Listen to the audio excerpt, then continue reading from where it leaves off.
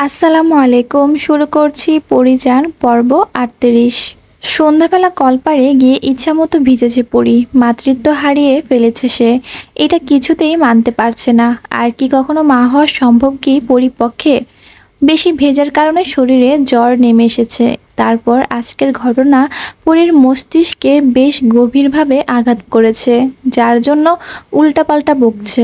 পরীকে পালঙ্কে শুয়ে দিয়ে কাঁথা টেনে দিল সায়ের। সে নিজে উঠতে গেলে পরী হাতটা টেনে ধরে। হারিকেনের টিমটিম আলোতে সায়ের খেয়াল করে অস্থির চিত্র নয়নে তাকিয়ে আছে পরী। জ্বরে ফর্সা মুখখানা রক্তিম বর্ণ ধারণ করেছে। অসম্ভবভাবে কাঁপছে ঠোঁট দুটো। পরী কম্পিত কণ্ঠে বলে, আপনার সব ভালোবাসা আমাকে দিন না মালি সাহেব, যাতে আপনার কাছ থেকে আর কেউ ভালোবাসা না চায়। সবাই যেন খালি হাতে ফিরে যায়। আপনার সব ভালোবাসা শুধু আমার কাছে থাকবে। পরীর মাথায় হাত বুলিয়ে দিল সায়ের। বলল, আপনার শরীরে জ্বর এসেছে পরিজান, আপনি একটু চুপ করে শুয়ে থাকুন। পরী হাতটা আরও শক্ত করে চেপে ধরে বলে, না, আমি ঠিক আছি। কেন পাগলামি করছেন? আমি কখনোই আপনাকে ছেড়ে যাব না। একটু শান্ত হন। আপনাকে ছেড়ে যেতে কখনো দিলে তো যাবেন? সায়ের পরীর থেকে হাত ছাড়িয়ে পরনের ভেজা পাঞ্জাবিটা খুলে ফেলে। ভেজা পোশাক বদলে আবার পরীর পাশে এসে বসে। পরীর কপালে হাত রেখে দেখে জ্বর ক্রমাগত বেড়ে যাচ্ছে। সায়ের জলপট্টি দিতে চাইলে পরী বারণ করলো। পরীর বারণ অপেক্ষা করতে সায়ের পারল না। পরী জেদ ধরে বসে আছে। সায়ের পড়ল বিপাকে। পরী উঠে বসে জড়িয়ে ধরে সায়েরকে। উত্তাপে কেঁপে উঠল সায়ের। আপনি ভিজেছেন কেন পরিজান?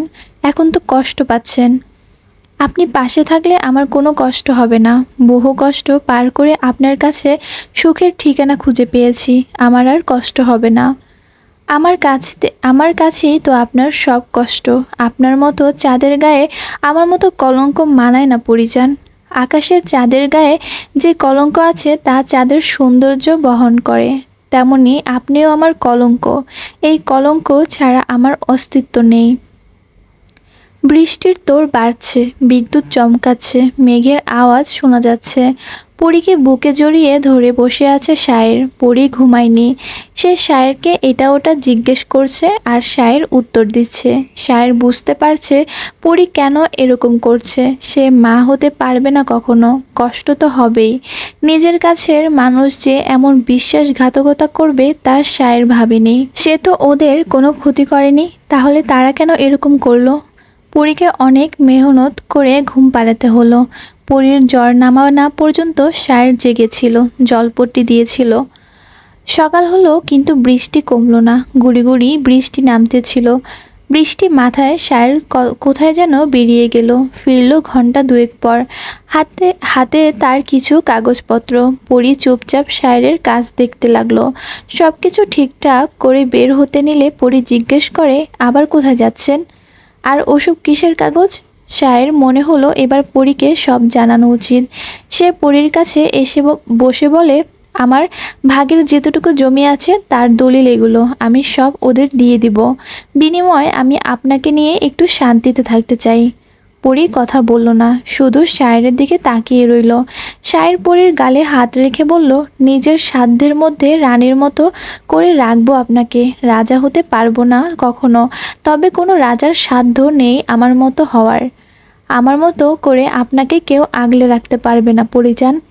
সায়েরের হাতে হাত রাখে পরী। স্মিত হেসে বলে, আপনার মনের রাজ্যের রানী হতে পারলেই হবে। আপনি সব দিয়ে দিন ওদের। আপনার ভালোবাসাতেই বেঁচে থাকতে পারবো। পরীর সম্মতি পেয়ে সায়ের ছুটল হেরোনার ঘরের দিকে। চম্পা তখন মন খারাপ করে বসেছিল। সায়েরকে আসতে দেখে সে উঠে দাঁড়ালো। সায়ের বলল, তোর মা কোথায়? চম্পার গলা দিয়ে কথা বেরোলো না। গলাতেই সব কথা আটকে গেল।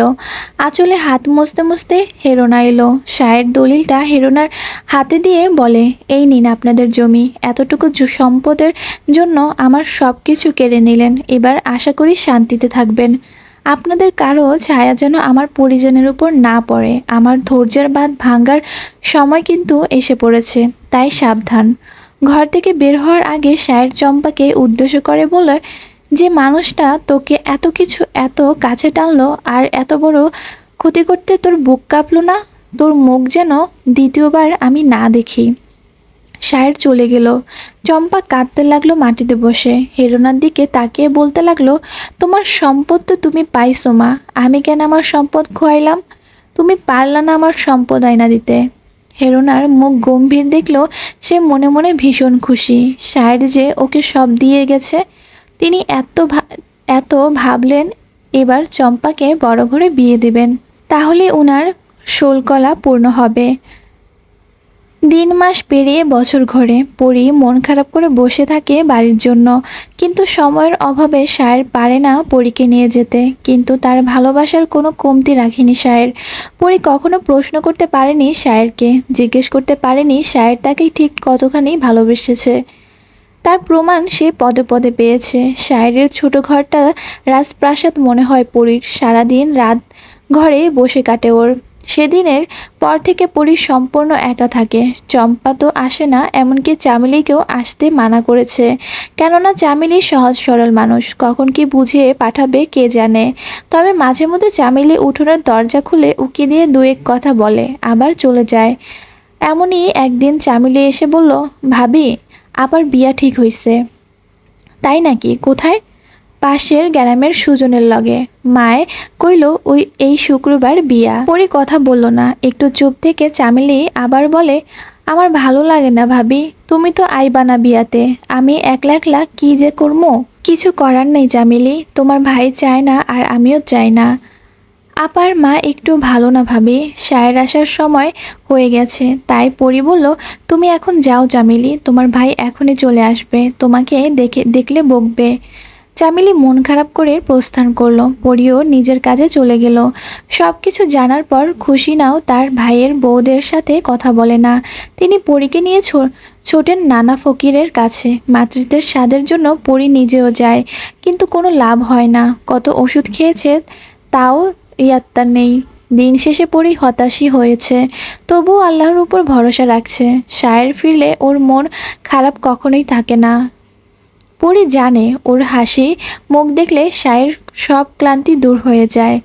চম্পার বিয়েতে শায়েরকে দাওয়াত করে যায় আকবর, কিন্তু সাথে সাথে তার প্রত্যাখ্যান করে শায়ের। আকবর কিছু বলার সুযোগও পেল না। শায়ের সে সুযোগ কখনো দেবে না। পরি নিজেই শায়েরকে বলে, ফিরিয়ে না দিলেই পারতেন, নিজের লোকই তো, অন্তত বিয়েতে না হয়ে থাকুন। আমি শুধু আপনার সাথে বাকি জীবনটুকু কাটাতে চাই, এছাড়া অন্য কাউকে আমাদের মাঝে আনতে চাই না। ওদের ক্ষমা করলেও আমার ক্ষোভ কিন্তু যায়নি। আপনি ওদের হয়ে কিছু বলতে আসবেন না। আর কোনো বাক্য পরি উচ্চারণ করে না। সে শায়েরকে যতটা চায় তার চেয়েও গভীরভাবে শায়ের পরীকে চায়। এভাবে দুজনের ছোট সংসার সময় কেটে যাচ্ছে খুব। চম্পার বিয়ের আগের দিন খুশিনাকে ধরে বেঁধে সবাই নিয়ে গেল।